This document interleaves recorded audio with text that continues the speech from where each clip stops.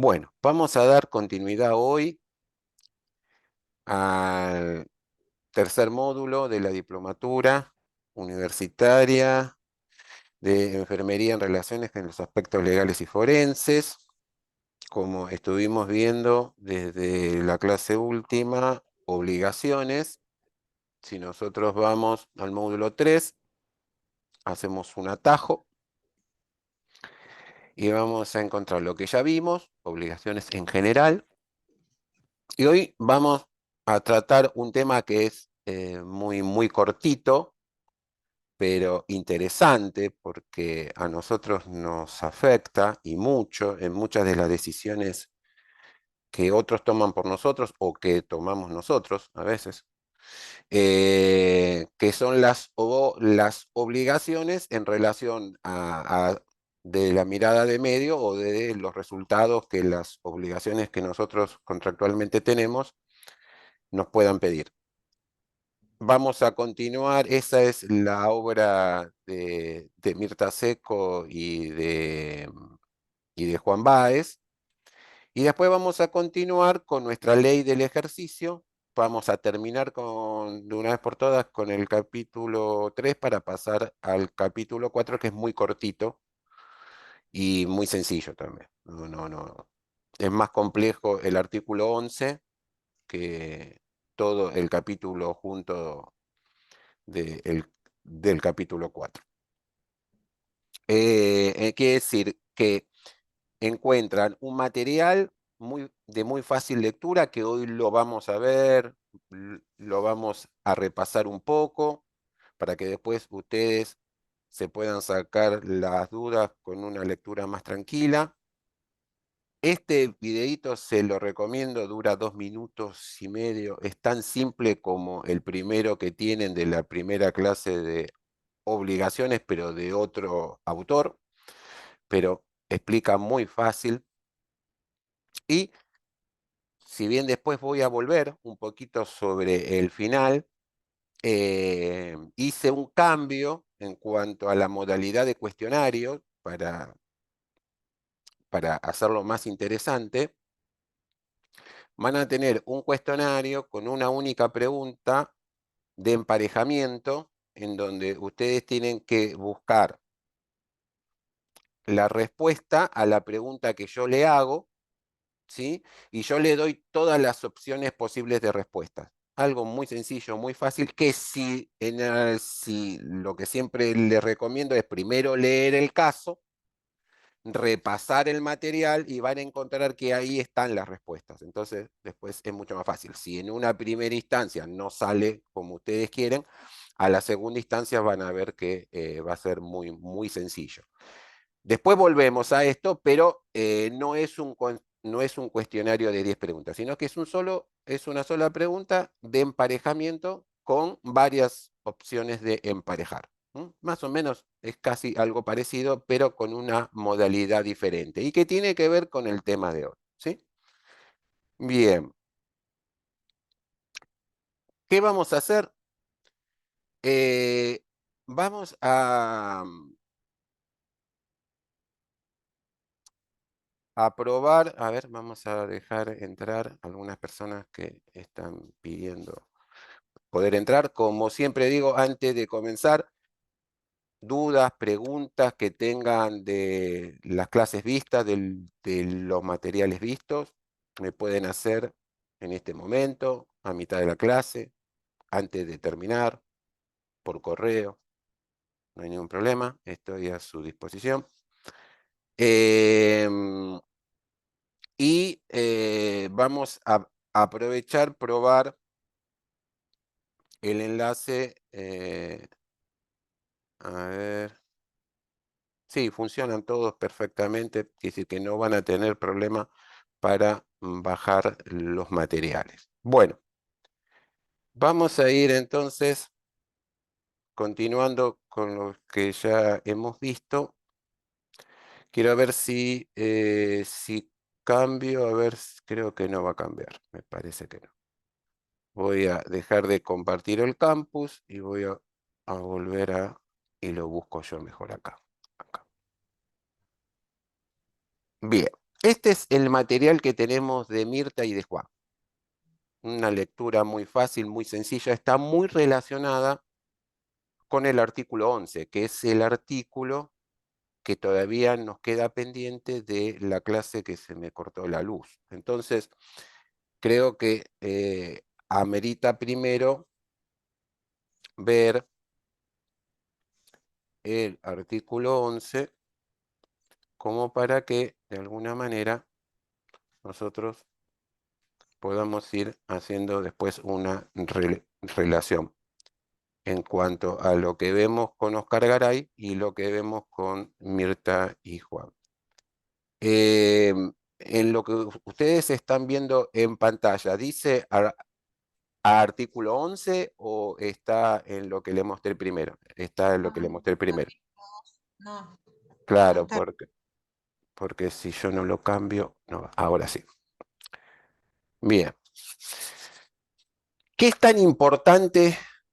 El capítulo 3 recordaba que de la ley 24.004, como lo hacen muchas de las leyes provinciales, lo que habla siempre en alguno de sus capítulos tiene que hablar de cuáles son nuestros derechos y cuáles son nuestras obligaciones. Bueno, el capítulo 11 lo que deja muy claro y que nosotros siempre lo tenemos que tener en cuenta, qué es lo que está prohibido. Digamos, qué situaciones, ¿sí?, nosotros tenemos que tomar de esos argumentos muchas veces para decirle, no, mire, esto no lo puedo hacer, no, esto no corresponde que lo haga, no, esto de alguna manera se contradice con el marco de mi ejercicio profesional, ¿sí? Eh, Desde ya que ustedes saben que nosotros no podemos someter a ninguna persona, ni tampoco experimentar con ellas, ¿no? Ni poner en riesgo la salud, ¿no? Hoy, justamente desde hace unos días, más o menos 10, 15 días, que venimos viendo una situación que se da cada vez más y más y más, de cómo muchas veces otras profesiones no quieren asumir su responsabilidad y quieren delegar en nosotros la responsabilidad, no sé, por ejemplo, de un traslado en la ambulancia de un paciente, en donde ellos no quieren ir y dice, bueno, que vaya la enfermera o el enfermero, ¿sí? Y no se dan cuenta que esas situaciones ponen en peligro la salud de las personas, más allá que nosotros tenemos conocimiento, nos podemos capacitar, pero hay leyes y hay normativas en cuanto al traslado sanitario terrestre que dice claramente quiénes deben estar y quiénes no deben estar. Y en determinadas situaciones, además, qué tipo de soporte o qué tipo de equipamiento o qué tipo de traslado se categoriza, y por más que sea mínimo o bajo riesgo o moderado riesgo o alto riesgo, tenemos que hacerlo en base a las ordenanzas vigentes y a las resoluciones vigentes, porque si no ponemos en peligro la salud de las personas. Entonces, este artículo 11 nos sirve y mucho, no solo para saber cómo nosotros debemos actuar, sino también para poner límites y dar garantías a los derechos que las personas tienen, ¿sí? A veces, y esto tenemos que estar muy atentos, porque hay ciertas situaciones que muchas veces pueden menoscabar la dignidad de la persona ante determinadas situaciones, determinados comentarios, determinadas actitudes. Entonces, esas situaciones nosotros también las tenemos que tener en cuenta para no propiciarlas, porque también de alguna manera podemos tener algún tipo de sanción porque está prohibida. Y obviamente que de alguna manera nosotros tenemos que dar ciertas garantías. Lo que hemos charlado muchas veces, ojo con delegar. ¿Sí? Sobre todo cuando estén en posición de gobernanza, digamos, cuando estén ocupando determinados cargos en donde tengan personas bajo su responsabilidad, sus jefes, sus supervisores, hay ciertas cuestiones que no pueden delegar, que son propias de su cargo. Y hay ciertas cuestiones que tampoco pueden delegarlo, determinadas funciones a personas que no tienen o el conocimiento o las certificaciones correspondientes de acuerdo a esta ley que estuvimos viendo, sobre todo en el artículo 3, que habla de qué es lo que podemos hacer y qué es lo que no podemos hacer. Por eso miren lo importante que es y cómo nos ubica el artículo 11.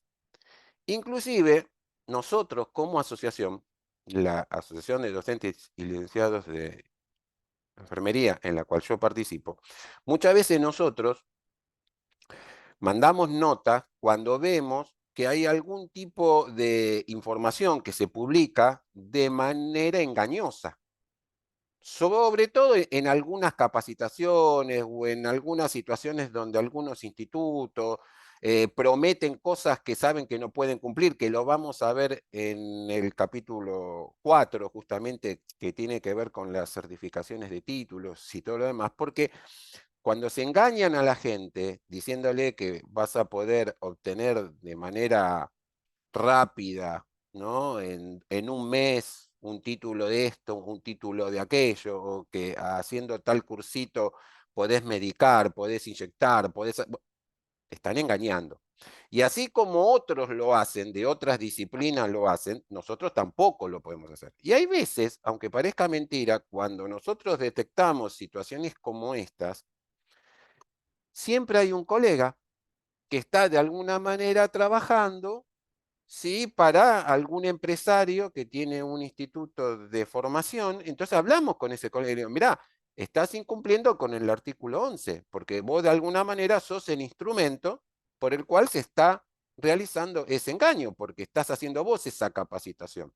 Entonces, estas son cuestiones que muchas veces en algunos cursos que tienen que ver por ahí, que yo entiendo que la gente necesita una rápida salida laboral y un montón de cosas, pero eso no habilita a que se puedan generar las condiciones para el intrusismo. Entonces, toda situación engañosa, de alguna manera, nosotros tenemos que velar por esa situación y no ser parte de eso. Y en el caso que él veamos una situación de esa, también tenemos la responsabilidad profesional de alguna manera acercarse a la autoridad que le compete en esa materia y poder de alguna manera hacer la denuncia pertinente.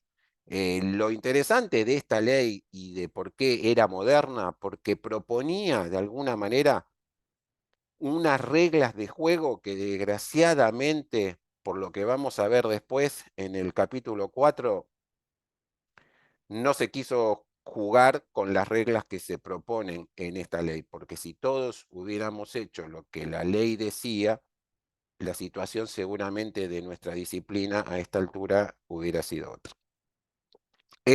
Lo que plantea de alguna manera en su fundamentación en cada una de estas cuestiones que están prohibidas, lo que hace Oscar de Garay es encontrarle la fundamentación, bueno, de cuestiones que nosotros desde ya las entendemos muy claras, que tiene que ver sobre lo que hemos mencionado recién, digamos. Nosotros, por ejemplo, una de las grandes discusiones que tenemos que dar es este tema de la eutanasia, ¿no?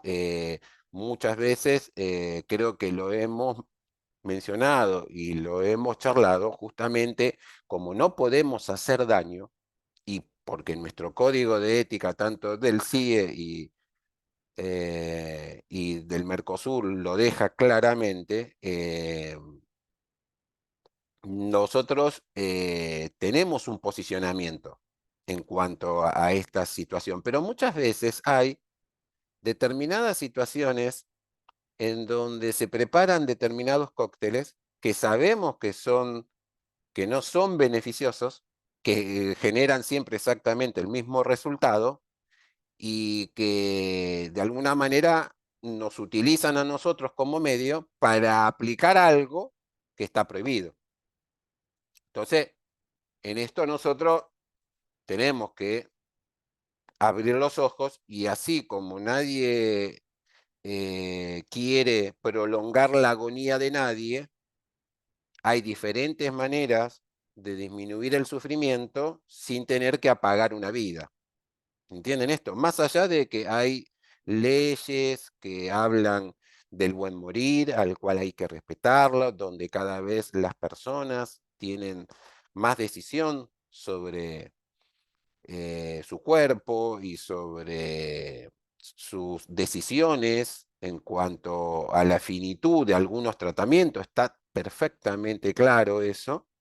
Estamos en contra del encarnizamiento terapéutico, estamos a favor de sumarle calidad a la vida, pero bueno, en el tema de la eutanasia tenemos que tener claro el posicionamiento que nosotros tenemos que tener en esa cuestión clara, porque en el cuidado de los pacientes terminales, ¿no? Que es toda una especialidad dentro de la enfermería, todo el cuidado que requieren los pacientes terminales, ¿sí? En nuestro país, el buen morir no es sinónimo de eutanasia, ¿sí? ¿Está claro esto? Sino es tratar de respetar siempre los principios éticos, beneficiar siempre a la persona, no generar maleficencia, permitir su autonomía, ¿sí? Que es fundamental, que él tome decisiones, que él se exprese, que él de alguna manera decida sobre un montón de cuestiones y obviamente tenemos límites en cuanto a las diferentes propuestas de eutanasia que existen, tanto de forma activa o pasiva, ¿no? Entonces, en esta cuestión particular, nosotros, si bien el artículo 11 no habla en detalle de muchas de las cosas que desarrolla Oscar, de alguna manera da a entender, porque acá también se cruza no solo nuestra ley del ejercicio profesional, sino también la ley del ejercicio profesional de otras profesiones, como la 17.132, que es la del ejercicio de la medicina, que también de alguna manera coinciden en el posicionamiento. Entonces, en esta cuestión en particular, es fundamental, ¿sí?, que nosotros la podamos abordar. Con respecto a este artículo, el número 11, yo creo que la conclusión de una parte de esto, lo que nos tiene que quedar es que nosotros nos tenemos que apegar al Rafael, derecho, ¿sí? ¿Alguien quería mencionar algo? Pensé que alguien quería mencionar algo. Entonces, siempre tenemos que estar a derecho y nuestros actos de alguna manera tienen que respetar la dignidad de la persona, ¿no? En ese sentido, nosotros estamos a favor de la vida, pero más allá de que puede haber diferentes posicionamientos con respecto a determinadas normas y determinados procedimientos, pero el buen morir no es sinónimo de eutanasia. Eso es importante que lo tengamos claro.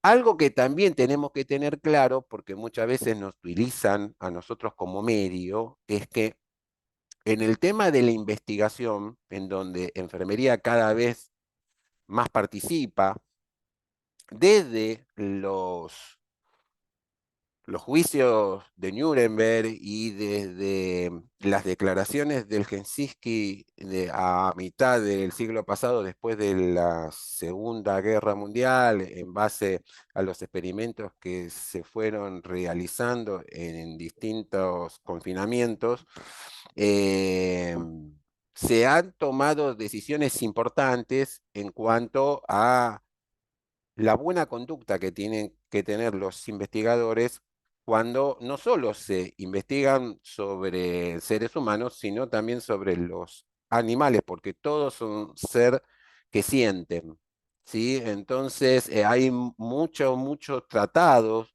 en base a lo que nosotros vimos en nuestra Constitución, en el artículo 75, en donde de alguna manera esos pactos internacionales tienen carácter constitucional, que nosotros tenemos que respetar. Que decir que toda la investigación en salud, desde los comités de bioética, está muy celosamente siempre apuntando a que se respeten estos principios, porque justamente no podemos hacer daño.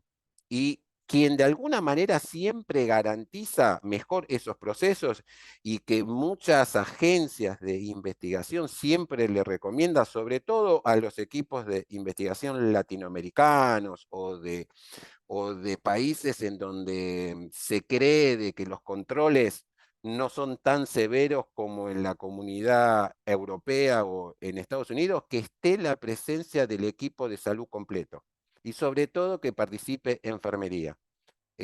Porque las garantías de que se respeten determinados procesos, determinados derechos, que no se los vulneren, de alguna manera a mayor participación de disciplinas de investigadores hace que haya un mejor control y un mejor testeo, más allá de los controles que pueden haber externos en cuanto a la manera y al manejo y al cuidado que se tiene. Por eso, lo que hace, digamos, Oscar, y que ustedes lo tienen ahí como un resumen para cualquier tesis que necesiten, en donde tengan que fundamentar un consentimiento informado, lo importante que es los consentimientos, no solo en los procesos de investigación, sino también en todo lo que tenga que ver con lo que nosotros realizamos con las personas, digamos, cómo tienen que ser los delineamientos de esos consentimientos, los claros que tienen que ser. No, eso lo bloquearon al audio.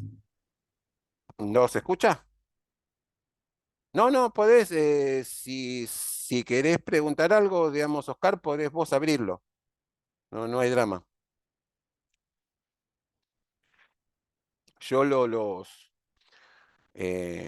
cierro para que no haya ruido, pero si querés mencionar algo, Oscar, podés hacerlo. Entonces, en estas cuestiones creo yo que está en sintonía justamente con dar garantías de que los procesos de investigación, cuanto mayor acompañamiento tienen de todas las disciplinas que componen en el equipo de salud, hay de alguna manera una mejor transferencias y se dan mejor los procesos. Por eso muchas veces piden que nosotros participemos y que no seamos simples espectadores de lo que está pasando, sino que tengamos participación inclusive en la creación de los proyectos y en la actuación, ¿no?, de cada una de esas situaciones. Yo recuerdo hace muchos años cuando todo se resolvía en una sola disciplina, nos daban medicamentos que solamente figuraban letras, números y no sabía qué era lo que teníamos que dar. Y nosotros nos negábamos justamente porque no nos íbamos a ser responsables de algo que pasaba. A veces no sabíamos si era placebo, si era medicamento, no sabíamos qué era. Y eso fue lo que también permitió que otros compañeros se puedan sumar también a los protocolos y de alguna manera también ir ganando un espacio en donde la enfermería argentina tiene que de alguna manera también abrazar la investigación junto con otras disciplinas, sobre todo en algunas que tienen que ver con la farmacología,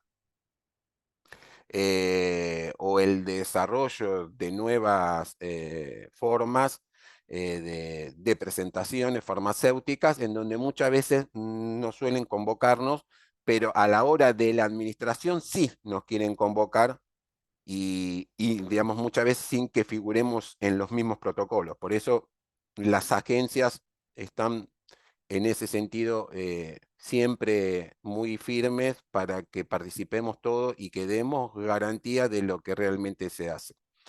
Eh, por eso, acá cuando dice prohibido al personal de enfermería realizar, propiciar, inducir, colaborar directa o indirectamente en prácticas que signifiquen menoscabo.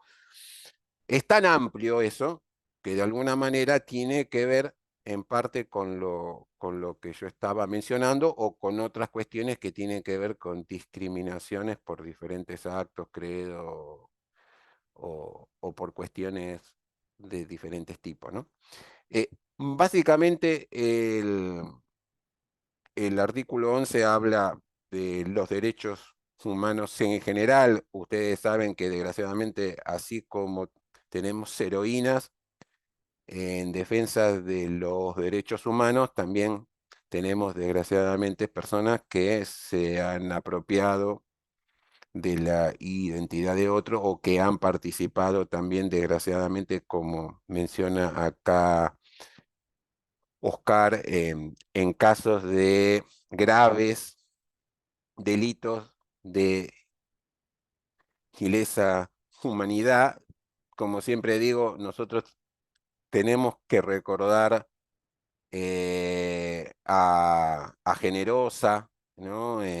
Una colega Fratasia que trabajó en el hospital de Quilmes y que desgraciadamente en ese hospital Iriarte había una maternidad clandestina y ella por acompañar la denuncia de el nacimiento de una criatura y de su madre NN, ella también desapareció junto con la obstetra. Así como tenemos esas heroínas que nos representan y que de alguna manera uno no las olvida, desgraciadamente tampoco podemos olvidar a aquellos que se ponen del otro lado y que, como este caso de Barrientos, que creen que para ellos tampoco hay olvido y tampoco hay perdón, ¿no? Entonces, bueno, son situaciones que forman parte de nuestra historia, ¿no? Así como tenemos a los buenos, también tenemos a los malos, ¿no?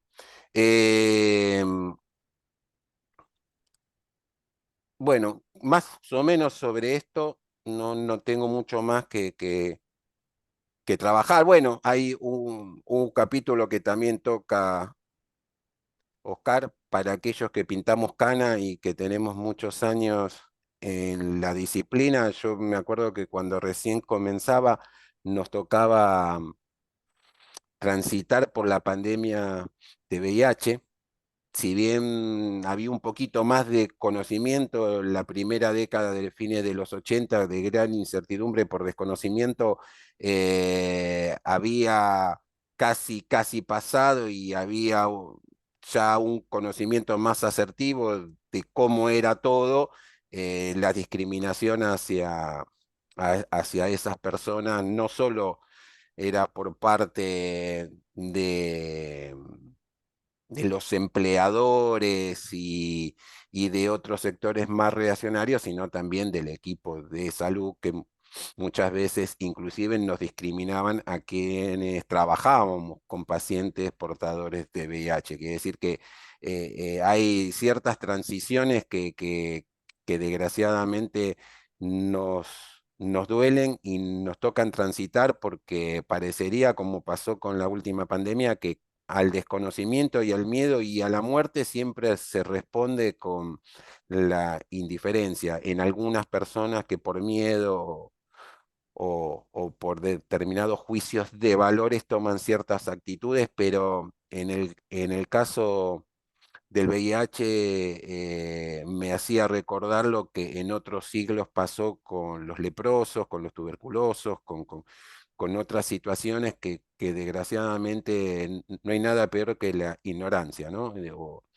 O esa reacción tan negativa que es la discriminación. Así que bueno, creo que acá también Oscar hace un recuento de esa situación que fue muy dura, ¿no? De alguna manera en cuanto al abordaje y más allá que hoy de una patología que era tan aguda y tan mortal, ha pasado a ser una patología crónica con una tasa y con una morbilidad totalmente diferente. Hay muchas cosas que en el artículo 11 Oscar las aborda y que están permanentemente saliendo nuevas leyes que complementan todo lo que tiene que ver con la genética, todo lo que tiene que ver con las gametas, su utilización. Hay infinidad de cuestiones en el mundo que se discute sobre la inseminación, las coberturas, los derechos, infinidad de cuestiones que alguna manera hace que muchos de estos temas estén permanentemente vigentes y que uno tenga que de alguna manera siempre volver y recordar hacia dónde vamos en cuanto a las normas y a las situaciones que nos toca vivir y transitar para poder adecuarnos. Básicamente, eso era lo que nos quedaba pendiente de esa vez que no pudimos dar clase. Con respecto al 11, ahí terminaríamos con ese capítulo y después vamos a ver el 12, que tiene que ver con matriculación, que es mucho más sencillo, mucho más fácil, pero quiero guardarme tiempo para algo que es sumamente interesante, que tiene que ver básicamente con obligaciones, ¿no? Continuar con el tema de las obligaciones, que es el material que nos acerque y del cual ustedes van a hacer el cuestionario. Entonces, mi idea es llevarlo hacia las respuestas correctas y de alguna manera que ustedes puedan ir interpretando la terminología y ir asimilando los contenidos. Están viendo, ¿no? El capítulo 2. Muy bien. ¿Qué nos vamos a encontrar con esto? Es que nosotros habíamos visto obligaciones, ¿no? Y las responsabilidades que hay en cuanto a un deudor con un acreedor, y siempre decíamos, los deudores somos nosotros, el acreedor es el que va a gozar de nuestras prestaciones, de nuestros cuidados y de todo lo demás. Ahora, lo que nos vamos a parar un poco es, bueno, en el resultado de ese contrato. Entonces, aparecen dos términos, que uno es medios, ¿no? El medio que genera la obligación y el resultado que puede generar, ¿sí? De una relación contractual. Si hablamos de relación contractual, hablamos como mínimo de dos personas, ¿sí? Si no, no hay relación contractual posible. Pueden ser dos o más, ¿sí? Porque nosotros recuerden que tenemos como objeto de atención a sujetos, mejor dicho, sujetos de atención, familias o comunidades. Entonces, nuestras obligaciones pueden ser para más de una persona, ¿sí? En estos tipos de obligaciones también hay algo que nosotros ya vimos y que se relaciona, queda de alguna manera emparentada, es la responsabilidad. Nosotros tenemos responsabilidades que de acuerdo a nuestros actos, ¿sí? Esa responsabilidad está íntimamente ligada con lo que terminamos de ver, que es nuestra ley del ejercicio profesional en cuanto a los artículos 9, 10 y 11, que de alguna manera nos explica cuáles son las obligaciones a las cuales nosotros nos tenemos que atener. ¿Sí? Entonces, todo contrato, todo contrato da como producto final un resultado. Eso está claro, ¿no? Inclusive a nosotros nos contratan para que nosotros generemos resultados, ¿no? Contratan nuestros servicios para que nosotros los pongamos al servicio de otros. Entonces quiere decir que de alguna manera hay una cierta previsibilidad.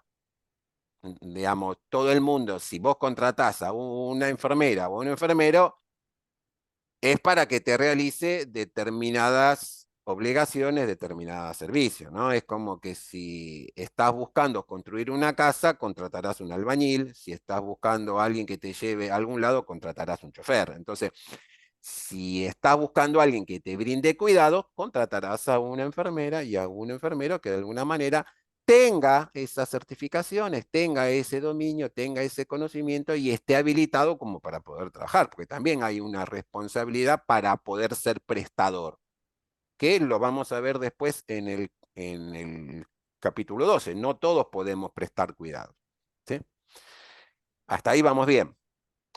Entonces, en nuestro ejercicio, ¿sí? Está terminantemente prohibido prometer resultados. ¿Qué significa con esto? Y esto es algo que nos pasa permanentemente a nosotros en nuestros lugares de trabajo. ¿Qué pregunta le hacen permanentemente las personas que ustedes cuidan? ¿Me voy a curar? ¿Me va a ir bien? ¿Cuándo me voy de alta? ¿Cuándo esto? ¿Cuándo lo otro? Digamos, quieren certeza. Y eso es algo que nosotros por ahí podemos responderle ahora, no por ahí con una cuestión muy técnica, decirle no, porque el artículo 11 del inciso tal dice que yo no le puedo, digamos, pero lo que sí a las personas nosotros le decía es que esta es una disciplina que no da certezas, porque no es matemática, no es una ciencia dura que si vos haces determinados pasos obtenés determinados resultados. No, a nosotros sí lo que nos van a pedir siempre en la obligación que nosotros tenemos es que podamos cumplir con la situación contractual y que generemos el medio. ¿Mm? Ahí ya lo van enganchando. Nosotros no generamos resultados, pero sí generamos el medio necesario como para brindar ese sustrato, ese cuidado, para que la persona pueda tener mayor probabilidades de que se pueda recuperar o no.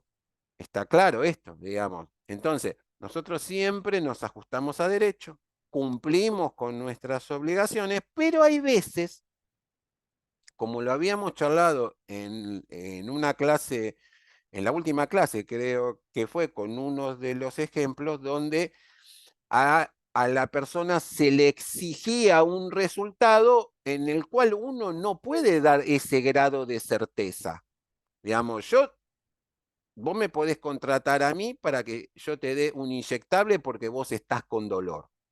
Bien, yo cumplo con la técnica, la aplico, cumplo con darte lo que la prescripción del médico dice.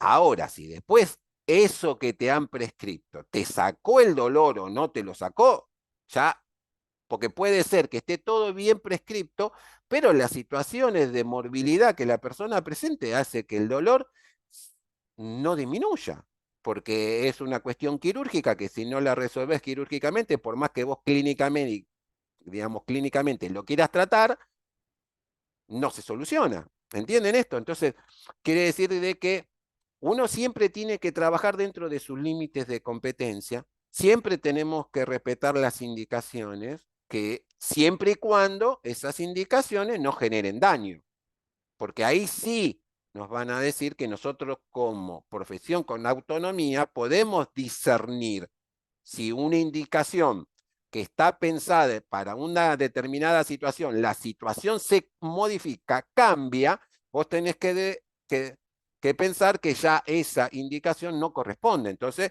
notificarás y dirás, no, mira, esto en esta situación está sangrando, no puedo dar heparina, porque va a sangrar más.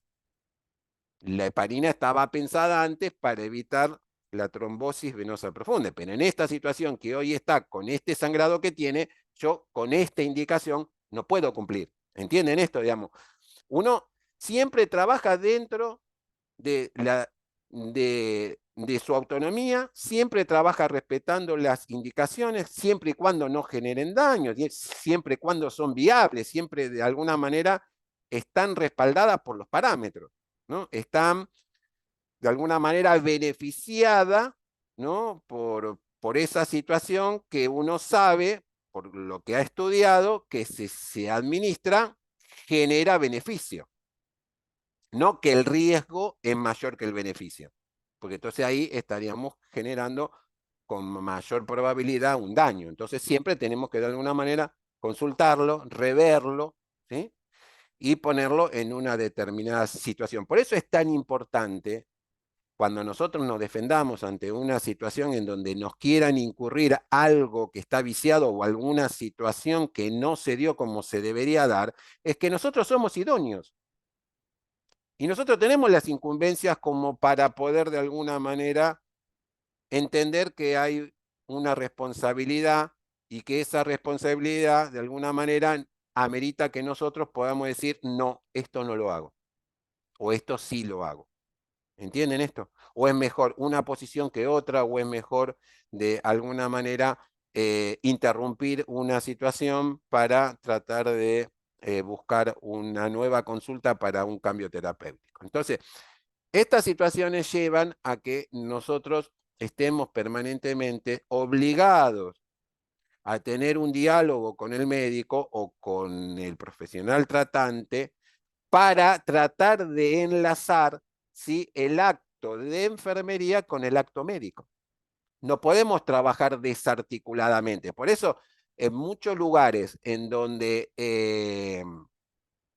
las prescripciones médicas no se actualizan y el estado de situación de las personas van cambiando, y por ahí esto pasa más en las instituciones en donde hay pacientes crónicos, ¿no? Esa es una situación de riesgo para el enfermero o para la enfermera. Por eso es importante reclamar que ambos actos, que ambas situaciones, que ambos profesionales de alguna manera puedan tener una adecuación y una actualización, porque si no, los resultados no van a ser buenos, ¿sí? Eh, ¿Qué es lo que nos lleva de alguna manera a encontrar de diferencias, matices, se podría decir, entre el acto médico, ¿sí?, entre lo que a veces se espera del acto médico y de lo que muchas veces a veces se espera del acto de enfermería? Nosotros entendemos que son actos diferentes, que se complementan, que se articulan, pero que las personas esperan de ambos situaciones diferentes. Por eso que las expectativas son diferentes. Y por eso muchas veces es conveniente que la información esté canalizada en cuanto a las expectativas de los resultados por quien tiene que generar resultados. ¿Quién genera resultados en sus actos? Son los médicos. Lógicamente, con sus limitaciones, porque tampoco un médico te puede asegurar de que te vas a salvar, porque no, digamos, tampoco tiene la lámpara mágica. Pero, por ejemplo, si vos vas a un cirujano plástico porque querés mejorar tu imagen facial, ¿sí? Bueno, se supone que ese cirujano lo que te va a proponer te va a dejar en una mejor o mínimamente o igual a mejor situación. Eso se entiende por resultado. ¿Está claro? Ahora, si yo colaboro con ese médico, ¿sí?, en hacerte un drenaje linfático después de la cirugía o como instrumentador, o menos como anestesista y nunca trabajando con lo toqui, pero digamos, siempre de alguna manera participando dentro de nuestras incumbencias, ¿sí? Yo lo que voy a estar haciendo siempre es un medio en ese acto, pero el que va a ser responsable, al quien la persona le va a reclamar si quedó mejor o no, no es a la enfermera o al enfermero, va a ser al médico.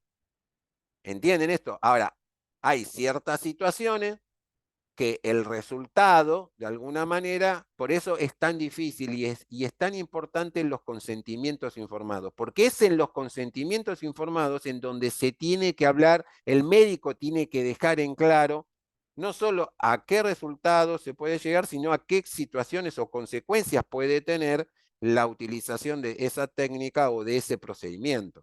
Por eso es tan importante lo que habíamos visto recién en el artículo 11 sobre el consentimiento informado, porque muchas veces se puede demandar al equipo de salud si justamente no se deja en claro, ¿no?, qué porcentaje de beneficios y qué porcentaje de riesgos hay en un determinado proceso. ¿Está claro? Ahora, lógicamente que el médico siempre va a quedar de alguna manera encendido de responsabilidades en situaciones que emergen o urgen y que de alguna manera está en peligro la vida de esa persona, pero obviamente siempre y cuando se hagan las cosas en tiempo y forma y de acuerdo al debido proceso, a las normativas que nosotros tenemos para poder alcanzar y solucionar esas situaciones que se van presentando. Por eso las circunstancias, cuando se analizan, en el caso específicamente de los médicos, muchas veces que es el que tiene mayor grado de litigio, y muchas veces el mayor grado de litigio tiene que ver porque las personas litigian porque no están conformes con el resultado obtenido, ¿sí? Ahí es donde de alguna manera los peritos de parte y todo lo demás van a ir viendo, bueno, el grado de expectativa, ¿sí? El grado de posibilidades que hay en determinadas situaciones, porque hay veces que la gente quiere un resultado imposible. Entonces, bueno, todas esas situaciones muchas veces generan, ¿sí? Situaciones que ante un consentimiento poco claro o ante un proceso dudoso o ante situaciones que llevan a que la situación se tenga que dirimir, ¿no es cierto?, en la justicia para tratar de resolver. Pero nosotros, si participamos en esas circunstancias, estamos de alguna manera eximido de la situación del resultado, porque nosotros lo que aportamos siempre es el medio necesario para que la persona pueda tener su curación en tiempo y forma. Obviamente que si no la hacemos, sí vamos a tener responsabilidad. O dar la medicación en tiempo y forma, pero si no lo damos, sí vamos a tener alguna situación de responsabilidad o si lo hacemos mal, ¿no? Eso también nos puede caber, pero no nos van a pedir de alguna manera los resultados. Entonces, en este gráfico, como para sintetizar esta parte y para que nos quede claro a todos, volviendo a repetir de vuelta, nosotros medio, el médico resultado, se ve que toda prestación a nosotros nos hace deudor y al paciente lo hace acreedor de un servicio. A nosotros después, de alguna manera, por esa prestación vamos a recibir algo, pero la obligación nuestra es aportar los medios, ¿sí? Y al que de alguna manera de esa prestación tiene mayor responsabilidad es el médico en cuanto a esos resultados que se obtienen en base a todo lo que el equipo hace para que la persona esté mejor. Ahora, nosotros tenemos que trabajar con autonomía, obviamente que sí, porque recordábamos de lo que habíamos visto antes en la clase, en la última clase del módulo 2.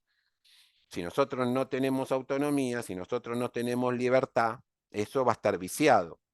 Entonces, de alguna manera, lo dicho procedentemente plantea una situación que es importante que nosotros lo tengamos en claro. Es cómo diferenciamos una situación de otra, ¿no es cierto? Cómo de alguna manera nosotros, porque lo van a tener en el caso que ustedes van a desarrollar,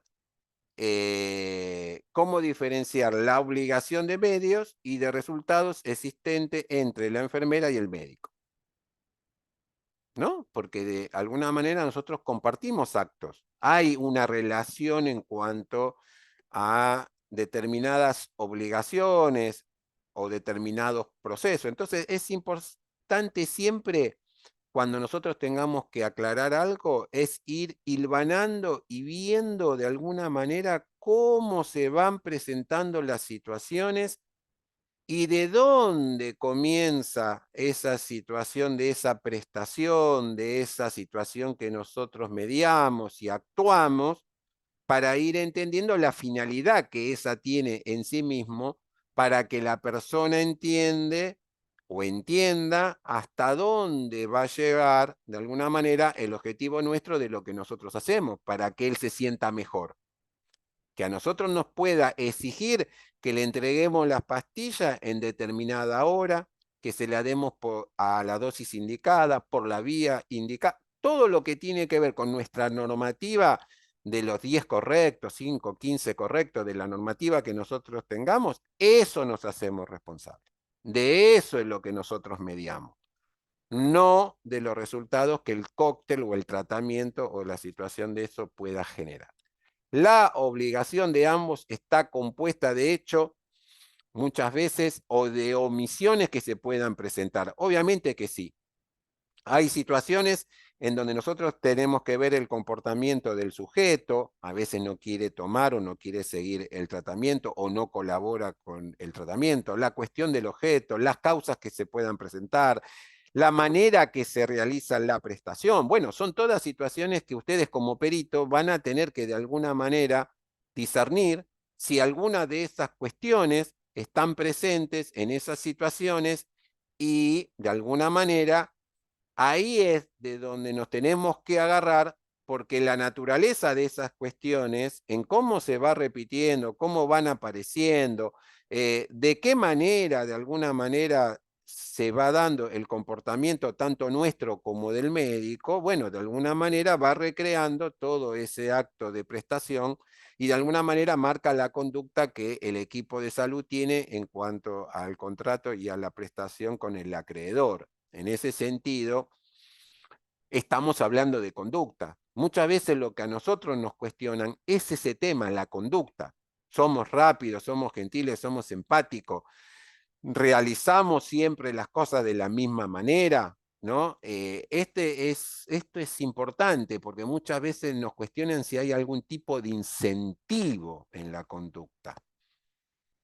¿Entienden esto? Digamos, muchas veces cuando alguien quiere comprar nuestra voluntad para el cambio de nuestra conducta, dándonos algún tipo de regalo, ofreciéndonos dinero o alguna situación que lleva muchas veces a que esa situación se pueda viciar en cuanto a esa situación en lo particular, en la relación de la obligación. Entonces son temas que nosotros lo tenemos que tener en claro, sobre todo explicarle a nuestros pacientes hasta dónde llega esta obligación de medios que nosotros tenemos con ellos y a quién le tiene que reclamar determinadas cuestiones, porque muchas veces nosotros recibimos los cuestionamientos que no nos corresponden, ¿sí? Y eso se los tiene que trasladar eh, al profesional tratante que de alguna manera se tiene que hacer cargo de esa relación terapéutica. Eh, en esto particularmente queda claro entonces que así como hay obligaciones por parte nuestra, también va a haber obligaciones por parte del resto del equipo. Por eso acá les habla claramente de, bueno, cuáles son las obligaciones que tiene en base a lo que hemos charlado el médico, en el caso puntual de una herida, lo que sea, digamos, nosotros tenemos la tarea de curarla. ¿En base a qué? A la prescripción que el médico realizó. Ahora, si lo que el médico prescribe está desactualizado, porque no es conveniente seguir haciéndolo como lo indicó, nosotros tenemos que hacer las consultas respectivas. Ahora, sobre la situación puntual que pueda pasar después, si la úlcera se termina cerrando o se termina infectando, esas son otras cuestiones que de alguna manera tienen que ver con los resultados y con las expectativas, ¿no? Por eso es tan importante el trabajo que se hace de manera coordinada, sobre todo en las úlceras por presión o en las úlceras crónicas, el trabajo del equipo multicéntrico como para tratar de obtener mejores resultados y que las prescripciones estén siempre lo más actualizadas de acuerdo al caso clínico. Toda prestación nuestra, toda prestación de enfermería depende en todos los casos, en casi todos los casos, yo diría, salvo en aquellas cuestiones que tienen que ver con nuestra autonomía, en nuestra conserjería, eh, de la prescripción del médico, en la mayor parte de todo lo que tenga que ver con las directrices clínicas, ¿sí? En todo lo que tenga que ver con determinados protocolos de patologías crónicas, agudas. Ahora, hay cuestiones que nosotros nos podemos salir en cuanto a un cierto grado de libertad que tenemos, pero gran parte de lo que nosotros realizamos en lo cotidiano de nuestros días, bueno, tiene que ver con el punto de partida de lo que el médico prescribió, pero también nosotros tenemos que velar por esa prescripción si se ajusta a la situación del estado de bienestar que la persona presente, ¿sí? Digamos, si bien es una directriz, no significa que nosotros no la podamos cuestionar en el sentido de saber si está de alguna manera sujeta a la situación clínica de ese momento o de alguna manera necesita de una readecuación. Entonces, esto es fundamental porque esto es lo que habla de el rol que de alguna manera se espera en parte y es en el espíritu de la ley de nuestro ejercicio profesional que nosotros podamos discernir sobre esas cuestiones de esas prescripciones, ¿no es cierto? Y que no lo tomemos como algo dogmático, que hay que cumplirla a rajatabla sí o sí. Todo va a depender de la situación, ¿sí? Entonces, en la mayoría de los casos sí se cumple y en otras por ahí hay que, de alguna manera, tener esa expectativa de poder dar esa situación de ver si de alguna manera necesita una corrección. Y nosotros nos vamos a hacer cargo de dar las garantías de que la distribución del trabajo, la calidad de los materiales, el control de todo lo que se necesite para, de alguna manera, hacerlo de manera segura porque de alguna manera en eso sí tenemos responsabilidad nosotros, porque es nuestro rol vital, ¿no? El tratar de hacer esa supervisión, que puede ser que lo tenga el auxiliar de servicio, eh, el licenciado, el enfermero, pero alguien se va a tener que hacer cargo de supervisar si la medicación está vencida, si no está vencida, si el equipamiento de las distintas áreas y de los distintos elementos que nosotros usamos están en su correcto funcionamiento, si están calibrados. Bueno, todo eso es una responsabilidad nuestra que nosotros no la podemos delegar. Por eso que es importante que nosotros demos la garantía de medios como para poder llegar a la prestación que se espera de nosotros de alguna manera y cumplir con las indicaciones del resto del equipo de salud. Obligación de resultados de los establecimientos en salud y la obligación de medios en enfermería. La diferencia concreta entre estas dos cuestiones es que un ejemplo de esto sería un establecimiento de salud tiene que tener buenos indicadores de infecciones relacionadas con los cuidados, ¿no? Porque si tiene muchas personas infectadas, producto de los cuidados que se brindan por todo el equipo de salud, no está teniendo buenos resultados. Ahora, ¿cómo participamos nosotros en cuanto a las obligaciones de medio que enfermería tiene sobre ese tema para colaborar en los resultados de los establecimientos de salud?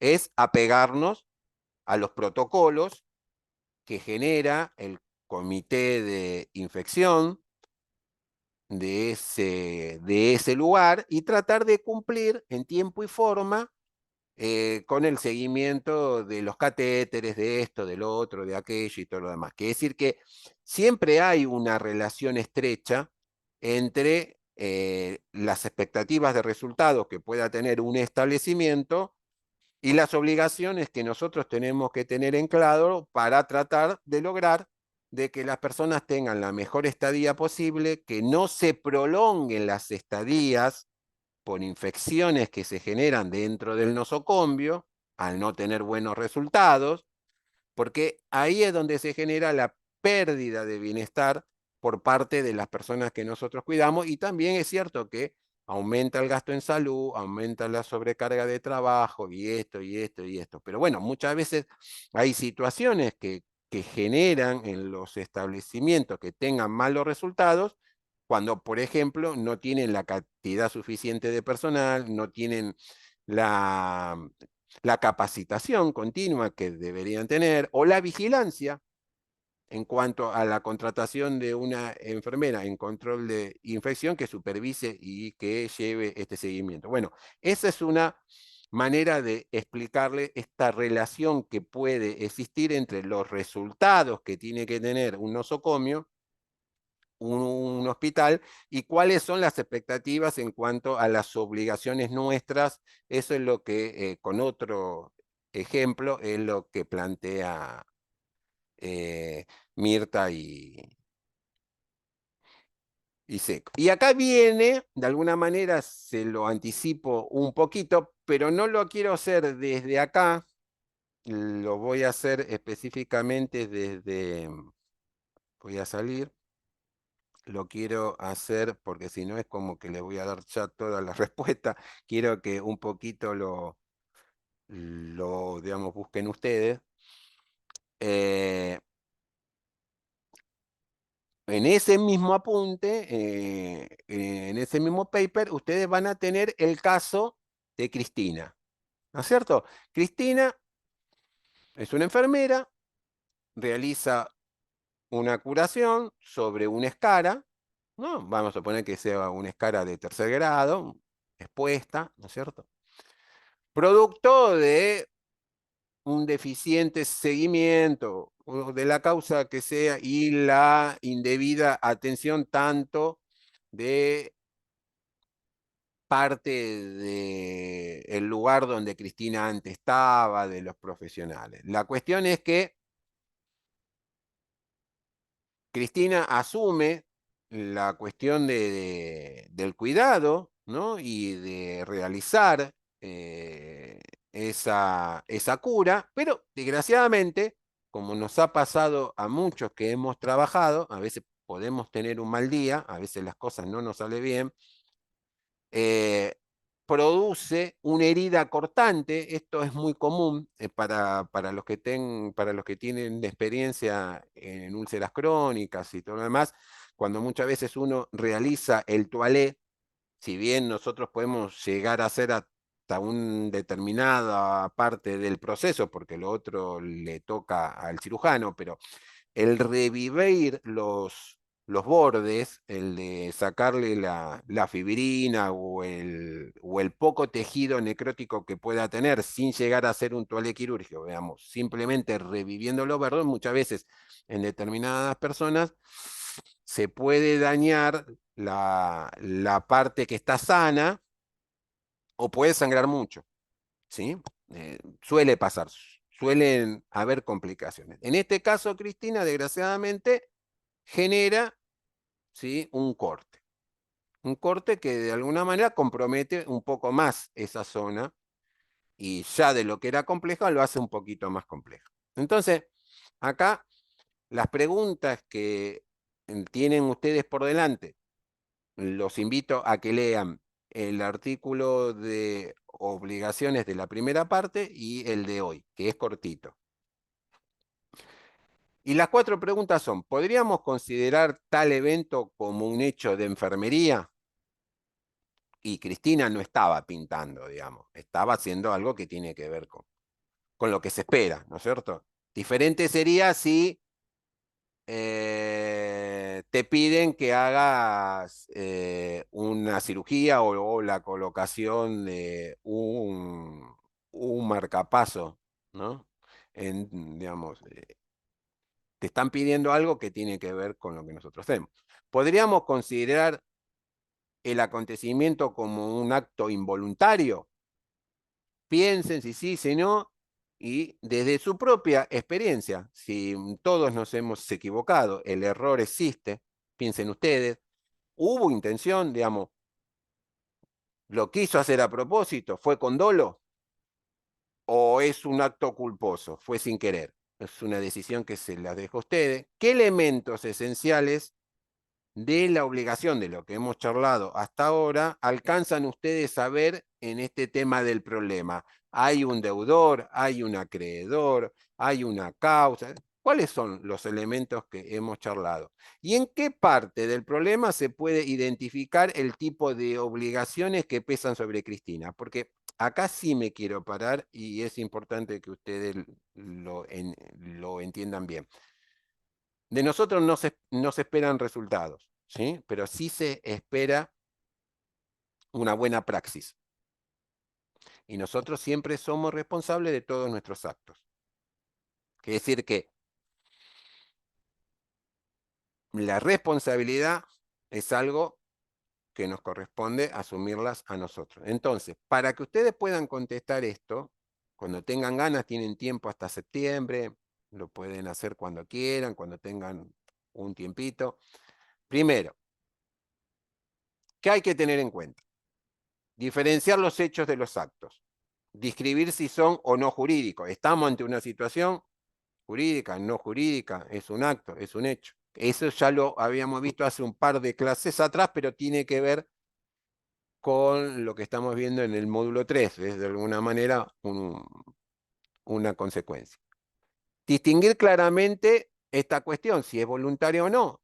Vuelvan a leer que también estaba en la misma clase donde estaba la cuestión de hechos. Que conocer cuáles son los vicios que pueden haber, ¿no? Muchas veces, muchas de las cosas que a nosotros nos pasan parecería que es un error, pero en realidad está enmarcada en una situación y en un contexto en donde desgraciadamente vos estás con tal presión, con tal nivel, si bien el relato es muy escaso, muy escueto, sí, hay algunos elementos que a ustedes le permiten de alguna manera inferir algunas cuestiones, que ese es el trabajo del perito, tratar de meterse en esa situación y entender por qué se genera esa situación, viendo foto por foto, ¿no? De alguna manera desmenuzando todo, ¿no?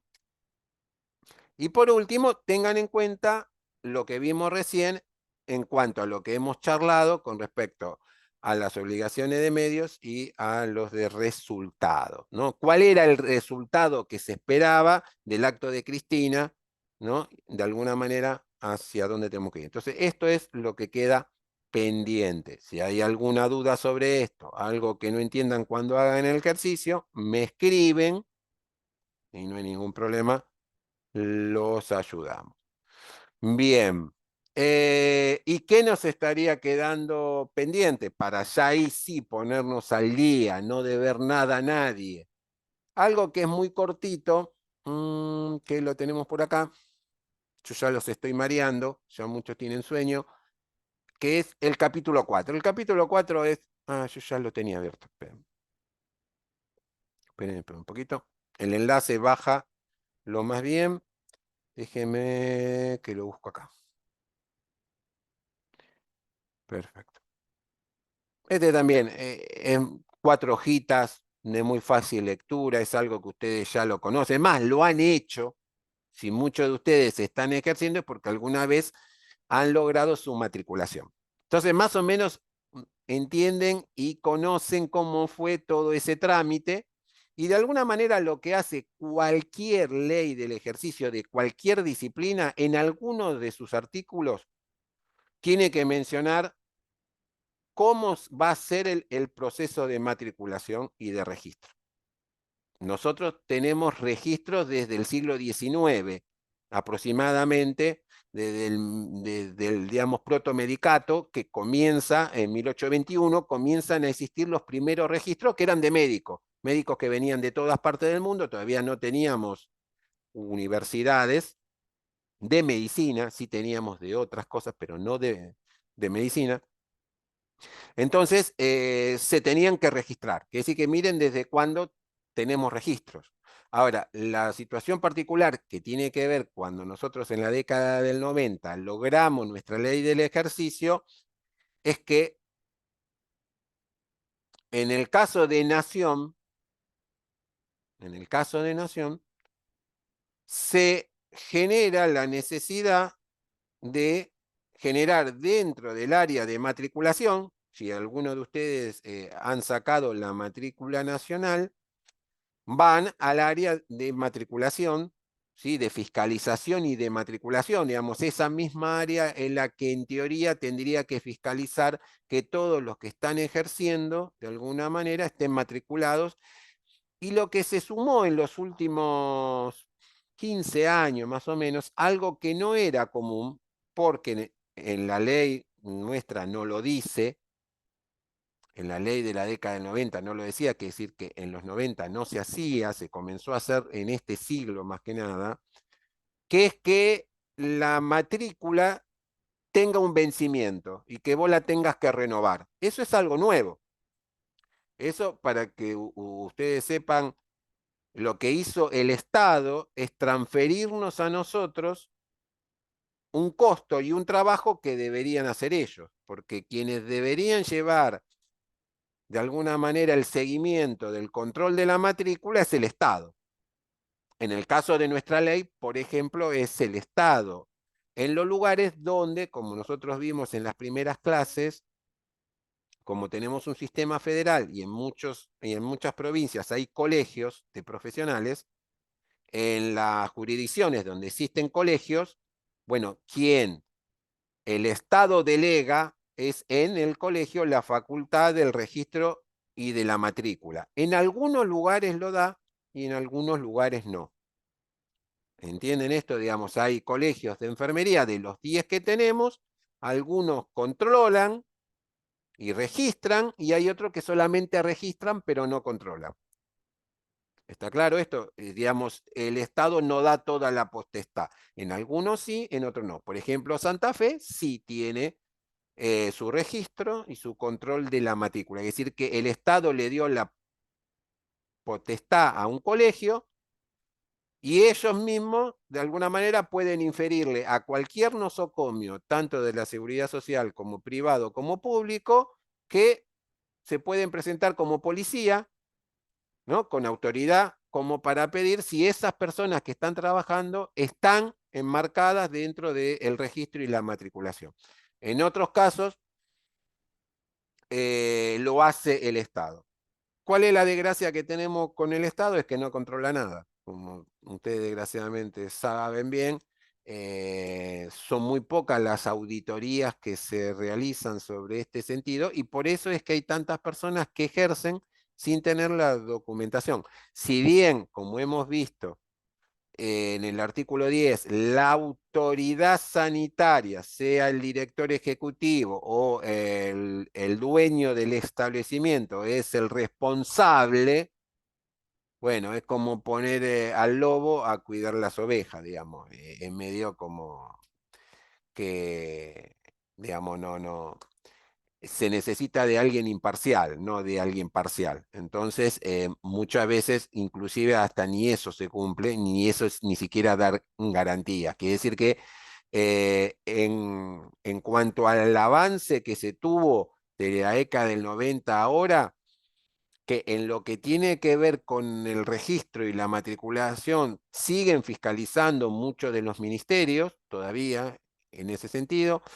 En los últimos 30 años ha crecido, por lo menos en 8 provincias, el control del ejercicio y del registro, pero bueno, todavía hay un gran camino por recorrer. Y el problema que se encontraba en la década del 90, que esto está relacionado mucho con nuestra historia, es que se tuvieron que crear registros especiales para aquellas personas que estaban ejerciendo la función de enfermera o de enfermero y que no tenían ningún tipo de título. Porque eso saben que ha existido a lo largo de la historia argentina desde el siglo XVII, XVIII, XIX, XX, hay muchas personas que ejercieron la enfermería como ejercieron la medicina y como ejercieron tantas cosas sin tener los papeles, pero en enfermería mucho más. Entonces, hasta se tuvo que crear, por eso es que de alguna manera se dio un tiempo de adecuación, de formación, para que los idóneos se profesionalizaran y pudieran, aunque sea, lograr primero el título de auxiliar de enfermería y muchos de ellos después siguieron haciendo el de enfermería, incluso algunos llegaron a ser también enfermeros. Mucho de esto tuvo que ver también el artículo 7 de la ley de educación superior que a las personas mayores de 26 años las exime de tener el nivel medio. Y una disciplina que se benefició mucho del artículo 7, tenemos que reconocer que fue enfermería, ¿no? Por eso también nuestros orígenes tienen que ser claros y siempre tenerlos claros de dónde venimos y de dónde siguen viniendo nuestros estudiantes, ¿no?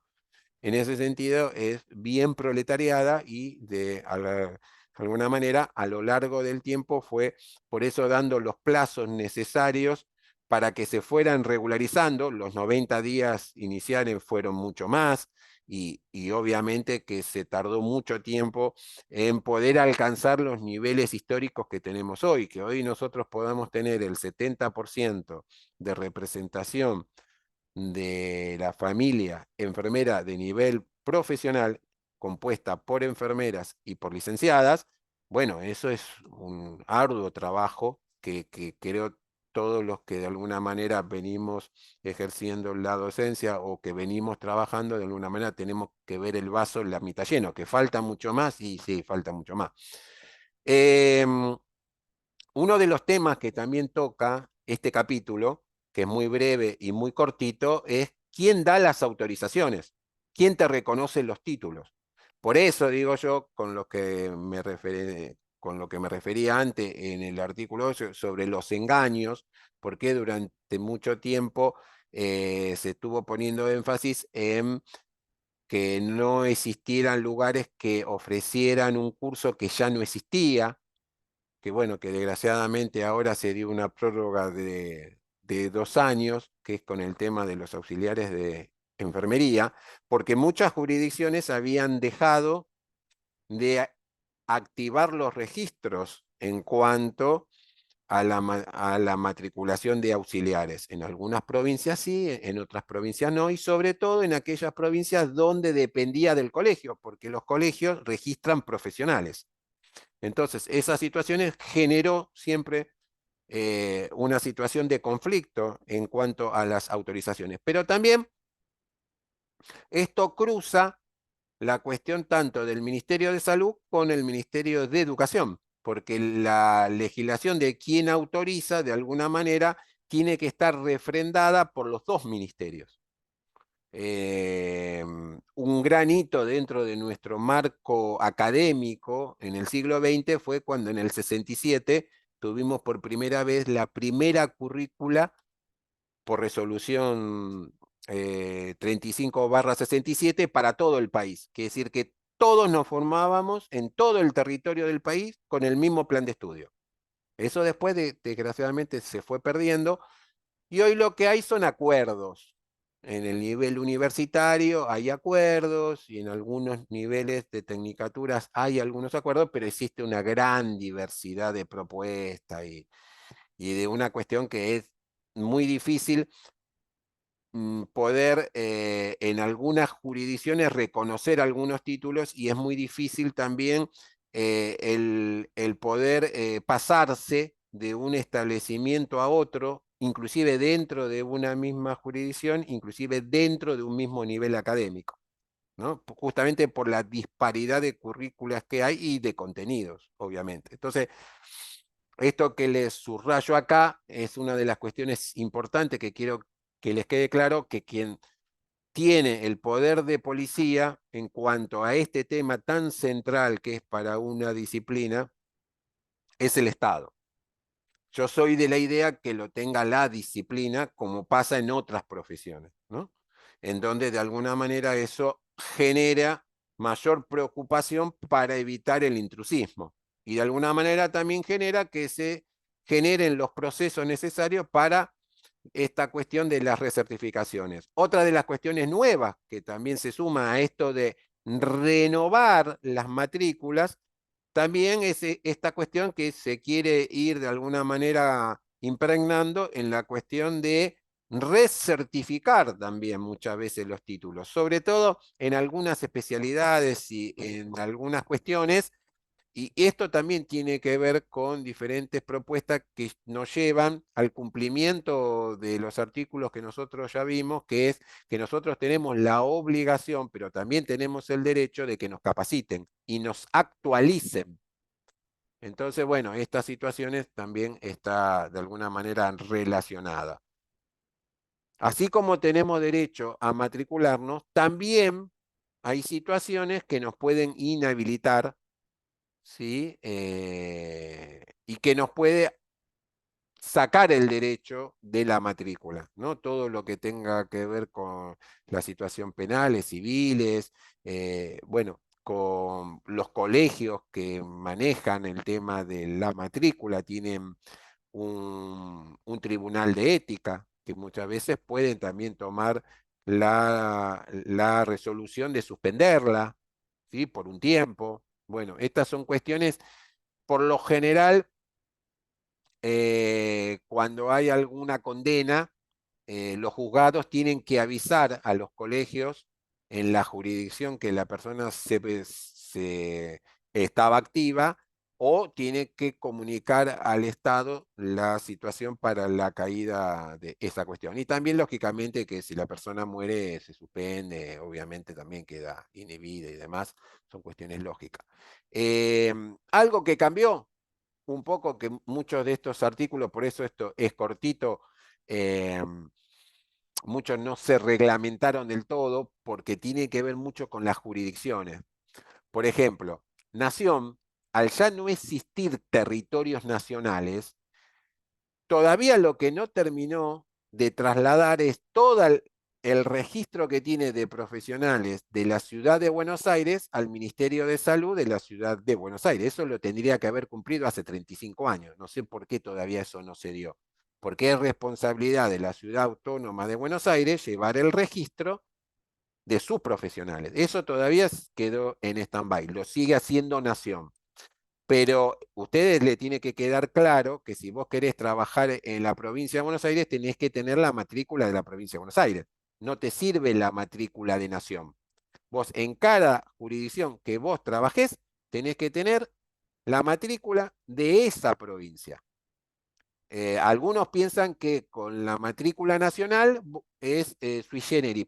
No, no. La matrícula nacional se pensó cuando no existía la ciudad autónoma de ambos. Buenos Aires era un territorio nacional que hacía de capital porque la provincia había cedido ese espacio. Tierra del Fuego porque no era provincia, pero después en la década del 90, después de la constitución del 94, se terminan los territorios nacionales, esa situación terminó de alguna manera. Quiere decir que vos para poder ejercer tenés que ir a la jurisdicción en donde vas a ejercer y sacar tu matrícula ahí. Y solo te sirve la matrícula de ese lugar, no la de O sea nación. que cada provincia tiene una matrícula. Claro, cada Ay, provincia, no, sí. no entendí. Ah, Claro, claro. Yo, bien, por ejemplo, ¿ves? Tengo es la de Nación, ¿eh? sí. Nación, y la de la provincia de Buenos Aires, ¿no? Provincia de Buenos Aires.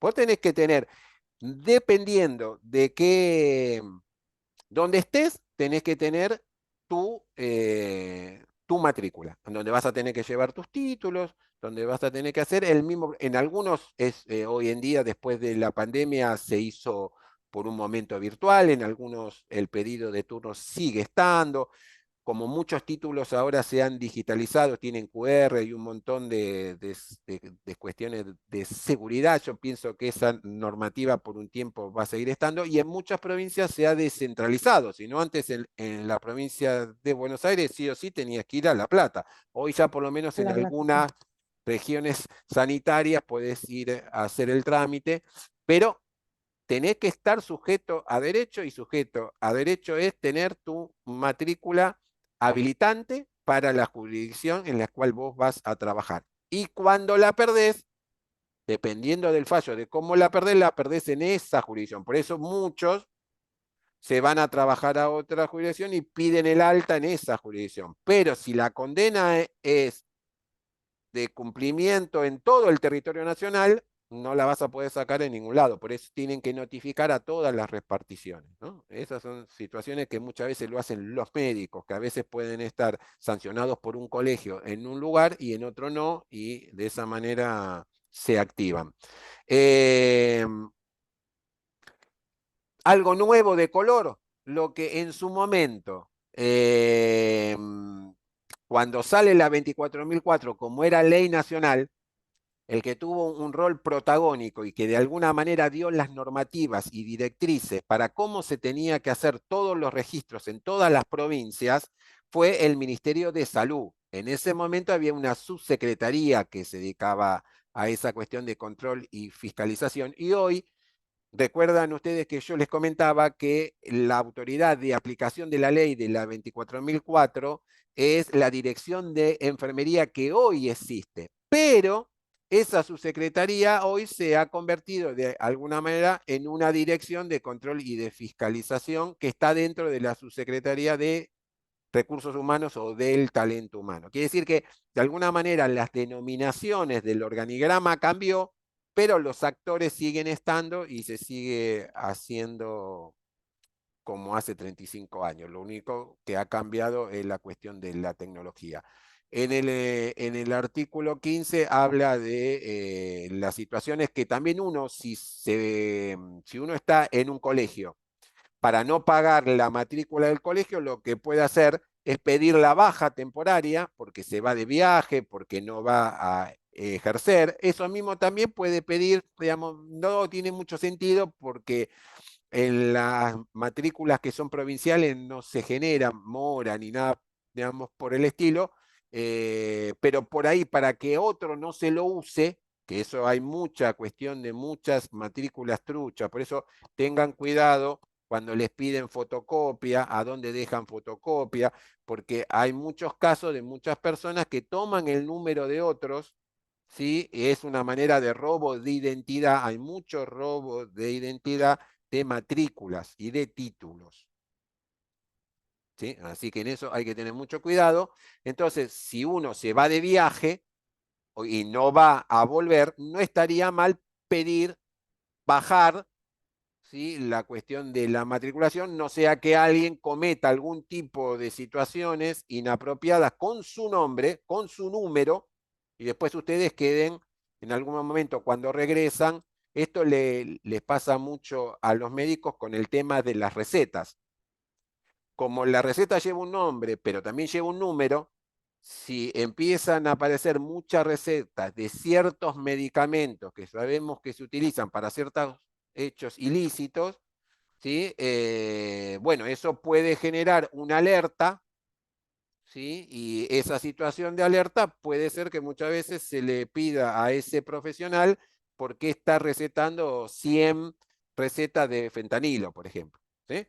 Entonces, por ahí dice, no, esa no es mi firma, yo no soy. Bueno, y esas son las situaciones que hoy aparecen en cuanto a la usurpación de identidad profesional. En el caso nuestro, más que nada, lo que hay, pero es con otro sentido, que es que muchas personas piden o solicitan a tercero la prestación o la utilización de sus matrículas para poder tener algún tipo de trabajo domiciliario o de algunos efectores de baja complejidad en donde las personas pueden sortear sin mucha dificultad los pocos controles que prácticamente existen hoy con, la, con los elementos que hay de diseño. Hay ciertas situaciones que se pueden realmente hacer de una forma muy fácil, digamos, desgraciadamente. Y al no haber control, que es lo que yo me quejo, no hay control, porque quien tiene que controlar, muchas veces no le conviene controlar porque están en falta ellos mismos cometen la situación de poner a alguien en un lugar que no corresponde, entonces menos van a estar de alguna manera buscando. Por eso ese poder de policía, desgraciadamente, no es efectivo porque no hay interés de poder hacerlo. Básicamente es esto. El capítulo 4 tiene que ver cómo se reglamenta, cómo se reconocen los títulos, los trámites que tienen que hacer los extranjeros para revalidar sus títulos. Bueno, todas estas cuestiones, muchas tienen que ver con las distintas jurisdicciones y siempre teniendo en cuenta los dos ministerios, el de Educación y el de Salud. Sobre todo para los establecimientos que tienen que estar dentro de las habilitaciones que ambos ministerios le solicitan para que puedan hacer el ejercicio de librar un título. De alguna manera la institución tiene que estar habilitada. Por eso muchas veces hay muchas estafas de muchas instituciones que dicen que pueden emitir un título del cual la persona después lee en letra muy chiquitita que dice no oficial, no válido para matrícula. Y la persona invirtió fortuna pensando que iba a poder hacer algo que después se da cuenta que no consigue trabajo, que no puede matricularse, porque cuando va al ministerio tienen un listado de quiénes son los prestadores de educación y se da cuenta que ahí no figura. Esto pasa muchas veces inclusive con instituciones serias que no han comenzado la carrera y en tiempo y forma no han terminado el proceso de habilitación y después se encontraron que tienen egresados y que no le pueden emitir los títulos porque le falta la aprobación del ministerio. Eso también ha pasado y se ha resuelto después con algún tipo de fallo o alguna situación en especial. Bueno, me sobró tiempo. Increíble. Pude ver el capítulo 4, lo que me quedaba pendiente del 11 y las obligaciones y más o menos los puse en sintonía con el caso. Los escucho. ¿Qué dudas hay? ¿Cómo vamos? ¿Qué, qué quieren consultar? Día 1. No, no se peleen. Estamos junto con otros colegas, y lo comento acá sin mencionar el lugar ni nada, pero como sé que hay personas que son de distintas localidades y situaciones, ustedes saben que desgraciadamente a nosotros nos atraviesan muchas veces situaciones en donde nos ven vulnerables y por esa vulnerabilidad se aprovecha mucho más.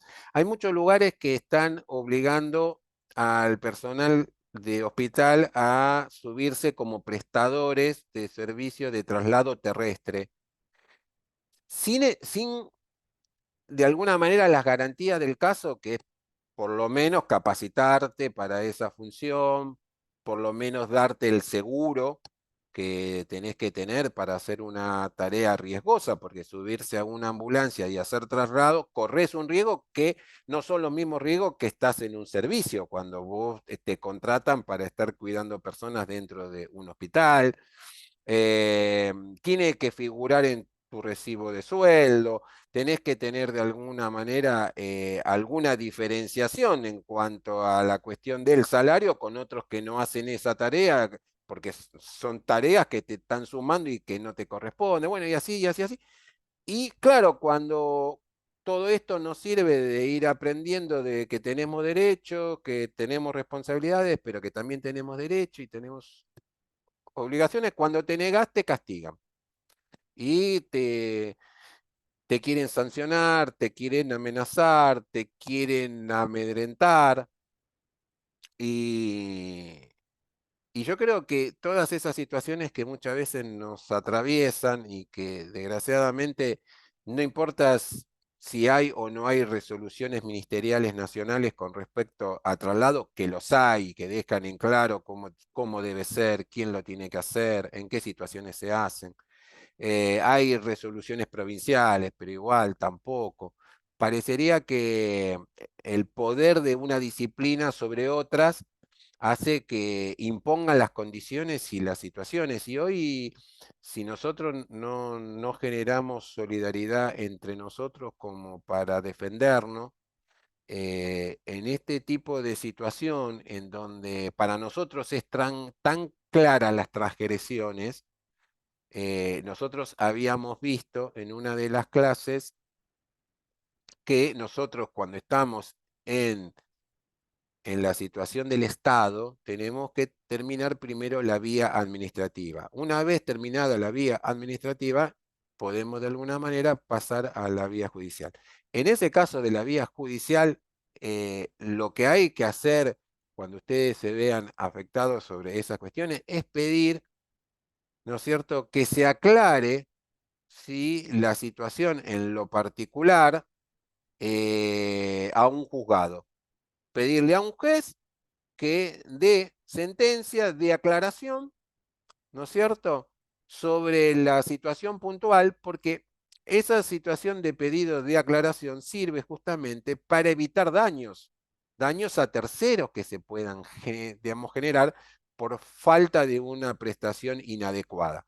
Entonces, esas son situaciones que muchas veces, claro, a título personal, un trabajador es complicado que lo quiera hacer y asumir él los gastos y los problemas y todo. Yo creo que para eso tiene que estar, de alguna manera, las organizaciones que nosotros tenemos de diferentes tipos, ya sea si contamos con colegios, si contamos con sindicatos, si contamos con asociaciones de profesionales, pero por lo menos con asociaciones o con grupos que se integren para defender los derechos. Pero no solo defendemos nuestros derechos profesionales, también defendemos los derechos a la salud de las personas que tienen el derecho a contar con un traslado terrestre con las garantías que dicen las resoluciones ministeriales respectivas de cada una de las jurisdicciones y no librado a la cuestión arbitraria de un señor o de un grupo de señores que deciden sobre por qué acá va a ir un médico y en otro lugar no va. O como me contaban hoy, de que cobran por guardias que no realizan y obligan a otros a realizar sus guardias. Entonces, estas son situaciones que desgraciadamente solo las vamos a poder resolver dentro de nuestro sistema de trabajo si nosotros trabajamos de forma solidaria.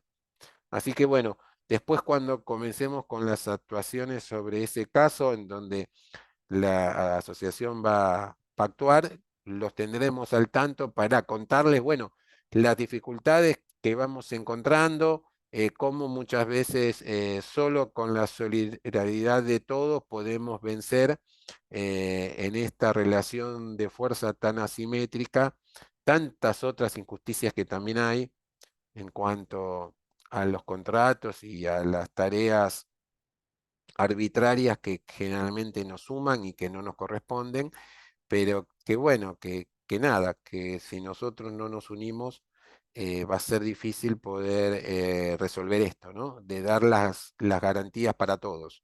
Así que bueno, eso se los quería contar como para tenerlos al tanto.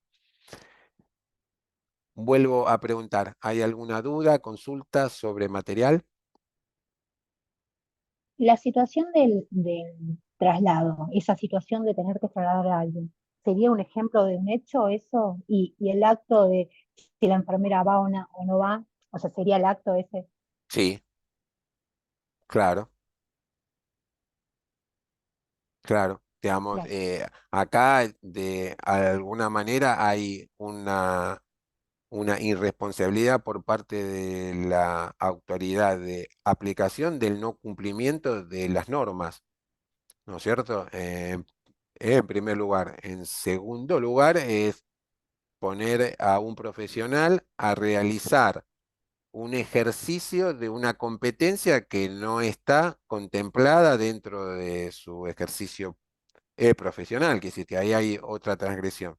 Y sobre todo, ponemos en riesgo la salud de las personas que ante cualquier situación, como ustedes conocen bien, dicen, bueno, pero es un traslado de mediana, baja complejidad. ¿Y vos qué sabés que lo que le puede pasar a esa persona en el transcurso de 1, 2, 3 horas que dure el traslado? ¿Qué garantías tenés de resultado o qué situación te garantiza que esa persona no se complejice y que necesite de algún tipo de atención que de acuerdo a lo que nosotros se espera de nosotros, de los medios que nosotros podemos utilizar dentro de nuestro marco legal que nos habilita, hay ciertas cosas que no nos habilitan para poder hacer? Entonces, esto es lo que también muchas veces nos pasa. Por un lado, nos quieren llevar a una situación de una enfermería avanzada en prácticas y por otro lado, no te quieren dar las competencias. Entonces, ¿en qué situación de vulnerabilidad legal nos quieren dejar? No te capacitan, no te dan el marco legal, no te lo pagan. entonces ya realmente es un abuso total, ¿no es cierto? Pero por sobre todo creo que es fundamental, como hacen las enfermerías de otros países, que salgamos a los medios, que les expliquemos a las personas que nuestro reclamo no solo es justo por nosotros, sino es justo para ellos, porque lo que queremos es que quien tiene que estar esté. Hace poquito me contaban que en un traslado el médico fue con la enfermera a buscar el paciente, pero se queda de turismo en la ciudad que va y vuelve la enfermera con el paciente ventilado para la terapia. La verdad, yo le digo, mirá, si me lo contás, pienso que es un chiste, le digo, porque la verdad que no tiene justificación alguno que si le pagan a alguien para ir a buscarlo y llevarlo de vuelta a donde tiene que ir, no lo haga y quede todo como si nada, como dentro de una normalidad que no lo es. Entonces, creo yo que tenemos que trabajar en el cumplimiento de la ley, nosotros cumplirla, pero también hacerla cumplir. Y creo que eso es lo que les molesta muchas veces, que nosotros estudiemos, nos capacitemos, conozcamos sobre nuestras leyes, las entendamos, las podamos de alguna manera explicar a otros compañeros que cuando asumimos responsabilidades que están por fuera de nuestras competencias, lo único que nos van a traer en algún tiempo son dolores de cabeza, que no hay que cubrir al que no está, que no hay que hacer las cosas que no corresponden, porque todas esas situaciones lo que genera es dar pasos en falso. Y cuando te caes no tenés a nadie que te levante, porque vos vas a correr con todas las responsabilidades y con todos los costos, que pueden ser simplemente costos económicos, pero a veces pueden ser también con tu propia libertad, porque cuando las personas afectadas o los acreedores se quejen de que ese traslado no se hizo y alguien asume una responsabilidad que lo excede, bueno, forma parte también de la cuestión. Entonces, de alguna manera, salimos todos perjudicados. Nadie gana en este sentido. Y la cuestión es ganar, ganar, y no que los más importantes pierdan, ¿sí? Nada, bueno, les dejo esta propuesta de cuestionario y nos estamos viendo Bueno, el jueves próximo, ¿sí? Que tengan buen descanso, bueno, buen finde y que pare la lluvia y que salga un poco el sol. Chao, chao. bueno. Buen Hasta luego, finde, profe. que sigan bien. Buen fin.